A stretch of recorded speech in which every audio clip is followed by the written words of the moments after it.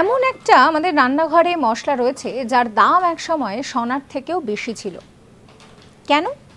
তার কারণ হচ্ছে তার অপ্রতুলতা। একমাত্র আরবদের পক্ষেই সম্ভব ছিল সেই মশলা নিয়ে কারবারি করার। আর কিন্তু কারা সেই সময়? ধনী ইউরোপীয়রা। যে মশলার কথা বলছি সেটি হচ্ছে আমাদের সকলের ভীষণ পরিচিত দারচিনি। বিরিয়ানি হোক, কোফতা হোক, নিতেন পক্ষে ফোড়ন, এই দারচিনির কিন্তু ব্যবহার ভীষণ গুরুত্বপূর্ণ। এখনও সুগন্ধি মশলা হিসেবে এর কদর প্রচুর পরিমাণে রয়েছে। এই যে মশলা, এই মশলা কেন সোনার থেকেও মূল্যবান ছিল? তার কারণ হচ্ছে এই মশলা ইউরোপীয়রা তখনও জানতে পারেনি যে কিভাবে কোথা থেকে আরবরা পাচ্ছে। এবং শুধু তাই নয়, মিশরে কিন্তু এই যে দারচিনি তা পারফিউম তৈরির কাজে ব্যবহার করা হতো এবং শীতের জন্য মাংসকে সংরক্ষণ করার জন্য এই দারচিনিকে ব্যবহার করা হতো। এবং একমাত্র ধনী ইউরোপীয় যারা ছিলেন তাদের পক্ষেই সম্ভব ছিল এই দারচিনিকে কেনা।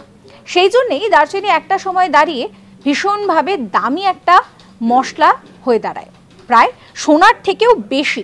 ইউরোপীয়রা অনেক চেষ্টা করেছেন যে এই মশলা কিভাবে আরবরা পেয়েছে তা জানার, কিন্তু বহুদিন পর্যন্ত তা শুধুমাত্র একটা রহস্যই ছিল। এরকম সমস্ত কন্টেন্টের জন্য সাবস্ক্রাইব করতে ভুলবেন না আজ তাক বাংলার ইউটিউব চ্যানেলকে।